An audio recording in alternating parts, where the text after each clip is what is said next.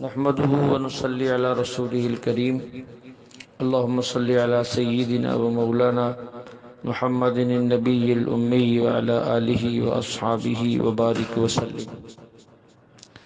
میرے معزز خواتین و حضرات، سورۃ النور میں ایک آیت ہے، وعد اللہ الذین آمنوا منکم وعملوا الصالحات لَيَسْتَخْلِفَنَّهُمْ فِي الْأَرْضِ كَمَا اسْتَخْلَفَ الَّذِينَ مِنْ قَبْلِهِمْ وَلَيُمَكِّنَنَّ لَهُمْ دِينَهُمْ الَّذِي ارْتَضَىٰ لَهُمْ وَلَيُبَدِّلَنَّهُمْ مِنْ بَعْدِ خَوْفِهِمْ أَمْنًا۔ اس آیت کو آیت استخلاف کہتے ہیں۔ بڑا اہم مسئلہ ہے۔ قرآن کریم میں اللہ جل شانہ نے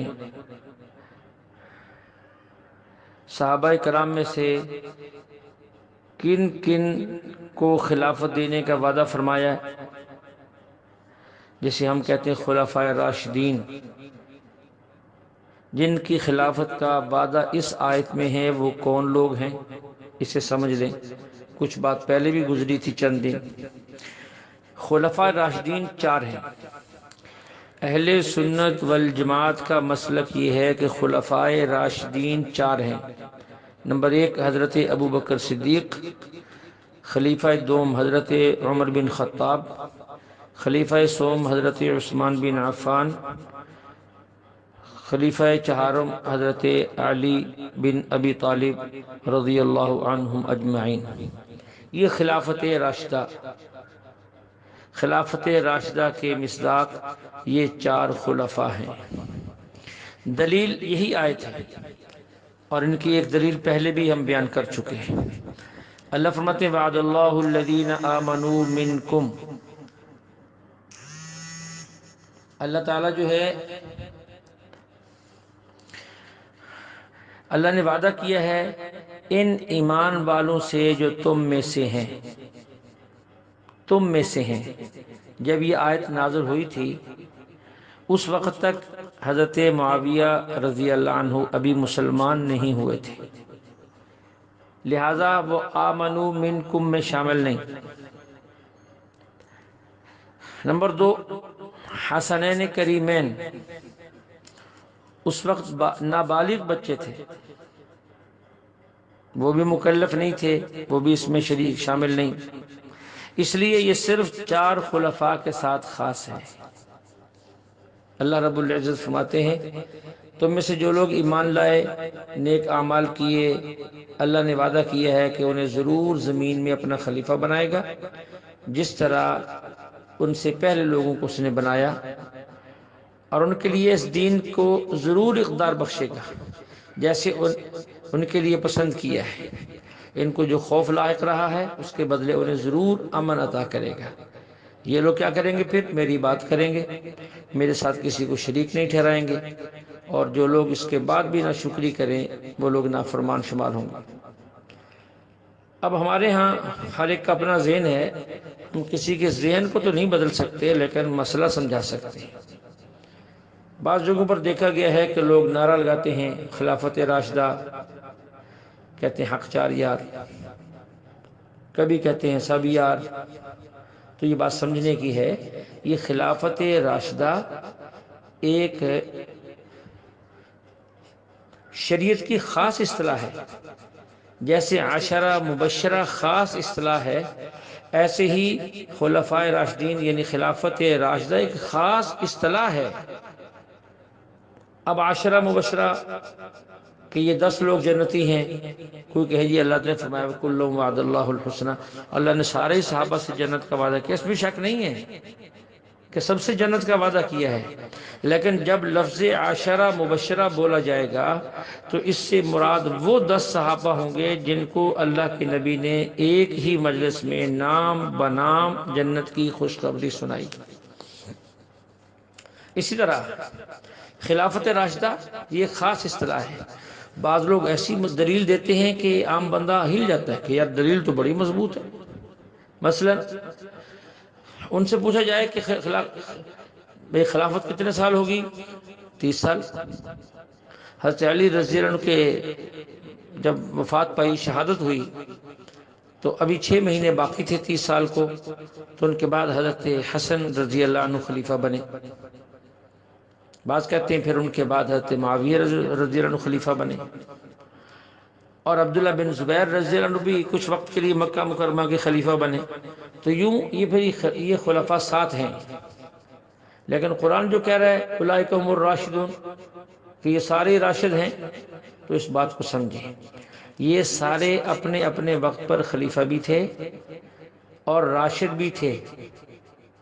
ہم ان سب کو خلیفہ بھی مانتے ہیں، راشد بھی مانتے ہیں، اس کا انکار نہیں ہے، لیکن جو شریعت کی خاص اصطلاح ہے خلافت راشدہ، وہ صرف ان 4 حضرات کے لیے ہے جن کا نام ہم ذکر کر چکے، ابو بکر و عمر عثمان و علی رضی اللہ عنہم اجمعین۔ امید ہے کہ میری بات آپ کو سمجھ آ چکی ہوگی، اس سے زیادہ وضاحت کی ضرورت بھی نہیں ہے۔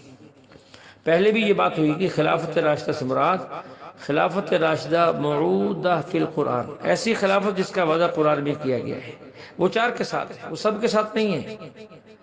اگر سب کے ساتھ ہے پھر تو آیت استخلاف عام ہوگی اور قیامت تک جو ہے ہر خلیفہ کو شامل ہوگی، نہیں ایسا نہیں ہے۔ دیکھیے یہاں تک شریعت کی صلاح ہے تو وہاں خلفاء راشدین 4 ہیں، باقی رہے حضرت حسن بن علی رضی اللہ عنہ، حضرت معاویہ رضی اللہ عنہ، حضرت عبداللہ بن زبیر رضی اللہ عنہ، ہم انہیں بھی مانتے ہیں، لیکن خلافت راشدہ یہ 4 ہیں، باقی 3 کی خلافت کو ہم خلافت عادلہ مانتے ہیں، بس یہ فرق کرتے ہیں کہ قرآن نے جن سے وعدہ کیا وہ یہ ہیں، باقی وہ حضرات جن کا نام یہ کچھ لوگ لیتے ہیں ان کی خلافت بھی خلافت عادلہ تھی، اس میں ہمیں کوئی شک و شبہ نہیں ہے۔ اللہ جل شانہ ہمیں عقائد اہل سنت سمجھنے کی توفیق عطا فرمائے۔ اسی صورت میں کچھ آگے چل کر ایک آیت ہے، اللہ فرماتے ہیں لا تجعلوا دعاء الرسول بینکم کدعاء بعضکم بعضا۔ یہ غزوہ خندق کے موقع پر نازل ہوئی جب حضور صلی اللہ علیہ وسلم نے صحابہ کرام کو اپنے ساتھ ملایا اور سب نے مل کر خندق کھودی۔ اب یہاں ایک بات ہے، لا تجعلوا دعاء الرسول، اس کے 2 معنی ہیں، دونوں سمجھیں۔ اللہ تعالیٰ فرما رہے ہیں کہ ان سب کو بلائیں، اور صحابہ کرام سے فرمایا کہ نبی کے بلانے کو اپنے بلانے کی طرح نہ سمجھو، جیسے تم ایک دوسرے کو بلاتے ہو، دل چاہا آ گئے دل چاہا نہ آئے، نہیں، نبی کے بلانے کو اپنے بلانے کی طرح نہ سمجھو، بلکہ جب نبی تمہیں بلائے تو ضرور جانا ہے۔ اور حضور صلی اللہ علیہ وسلم سے فرمایا کہ آپ ان کو بلائیں، اپنے ساتھ کام پر لگائیں۔ ہاں اگر کسی کو کوئی ضرورت ہو، کوئی مجبوری ہو، کوئی جانا چاہے تو آپ اس کو جانے کی اجازت بھی دے سکتے۔ صحابہ کرام کو اللہ حکم دے رہے کہ پیغمبر کے بلانے پہ ضرور آئیں، اور اپنے محبوب کو حکم دے رہے ہیں اگر کوئی اجازت مانگے تو آپ اجازت دے دیں، یعنی دونوں کی رعایت کی ہے۔ تو سمجھے لا تجعلوا دعاء الرسول، نبی کے بلانے کو اپنی طرح نہ سمجھنا، اور بعض نے اس کا دوسرا معنی کیا ہے لا تجعلوا دعاء الرسول بینکم کدعاء بعضکم بعضا، کہ لوگو میرے محبوب کو ایسے نہ بلانا جیسے تم ایک دوسرے کو بلاتے ہو، جیسے تم ایک دوسرے کو بلاتے ہو میرے نبی کو ایسے مت بلانا۔ دعاء الرسول سے مراد حضور علیہ السلام کو بلانا۔ اس لیے مفسرین نے لکھا ہے اسی آیت کے تحت کہ طالب علم کا اپنے استاد، مرید کا اپنے شیخ، چھوٹے کا اپنے بڑے، اور اپنے گھر کے بزرگ بڑے لوگوں کو آدمی نام لے کر ایسے نہ بلائے جیسے اپنے ہم عمر دوستوں کو نام لے کر بلاتے ہیں اور پکارتے ہیں، یہ ادب کے خلاف ہے۔ دونوں باتیں ہیں اور دونوں جو ہے وہ قابل تسلیم ہیں۔ اس کے ساتھ ہی اللہ فرماتے فَإِذَا اسْتَأْذَنُوكَ لِبَعْضِ شَأْنِهِمْ فَأْذَنْ لِمَنْ شِئْتَ مِنْهُمْ وَاسْتَغْفِرْ لَهُمُ اللَّهُ۔ اے محبوب جب یہ لوگ آپ سے اجازت مانگیں کسی کام کی غرض سے، آپ اجازت دے دیں، اب اس میں شبہ تھا کہ ایک طرف حضور علیہ السلام نے بلایا اور ایک طرف یہ ہے کہ ان کی اپنی حاجت ہے۔ اب ان کو چاہیے تو یہ تھا کہ اپنی ضرورت حاجت کو اللہ کے نبی علیہ السلام کی بلانے پر قربان کر دیتے، لیکن ان کی ایک اپنی نجی اور ذاتی ضرورت ہے، اور یہ ایمان کے خلاف بھی نہیں ہے۔ بسا اوقات انسان کی حاجت ایسی ہوتی ہیں کہ انسان کو جانا پڑتا ہے، تو اللہ فرماتے ہیں اگر یہ لوگ آپ سے اجازت مانگیں تو آپ ان کو اجازت دے دیں۔ ہاں اتنی بات ارشاد فرمائی فَإِذَا اسْتَأْذَنُوكَ لِبَعْضِ شَأْنِهِمْ، اگر یہ اپنے کسی کام سے اجازت مانگیں فَأْذَنْ لِمَنْ شِئْتَ مِنْهُمْ، یعنی آپ اس کو اجازت دینا چاہیں اجازت دے دیں، اجازت نہ دینا چاہیں اجازت نہ دیں، یعنی آپ اجازت دینے کے پابند نہیں ہیں۔ آپ مناسب سمجھتے ہیں اجازت دے دیں، مناسب نہیں سمجھتے نہ اجازت دیں۔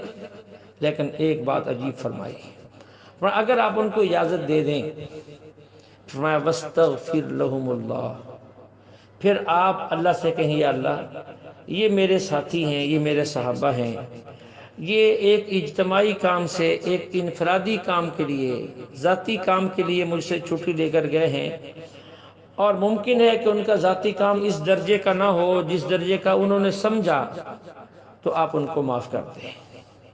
دیکھیے بس اللہ خود سکھا رہے ہیں کہ آپ ان کے لیے جو ہے استغفار کریں۔ ایسی دوسری جگہ بھی اللہ نے فرمایا وَلَوْ أَنَّهُمْ إِذْ ظَلَمُوا أَنفُسَهُمْ جَاءُوكَ فَاسْتَغْفَرُوا اللَّهَ وَاسْتَغْفَرَ لَهُمُ الرَّسُولُ لَوَجَدُوا اللَّهَ تَوَّابًا رَحِيمًا، اگر کسی انسان سے کوئی کمی کوتاہی ہو جائے، غلطی ہو جائے، وہ خود بھی اللہ سے معافی مانگے اور میرے محبوب سے بھی آ کر کہے کہ اے اللہ کے محبوب آپ بھی اللہ سے میری سفارش کریں کہ اللہ مجھے معاف کر دے، اور اگر میرا محبوب بھی مجھے کہے گا تو میں معاف کر دوں گا۔ وَاسْتَغْفِرْ لَهُمُ اللَّهُ، کیونکہ کبھی انسان سمجھتا ہے میرا کام بہت اہم، میرا گھر جانا بہت ضروری ہے، حالانکہ وہ جتنا اہم سمجھ رہا ہوتا ہے، جتنا ضروری سمجھ رہا ہوتا ہے، اتنا اہم ہوتا نہیں۔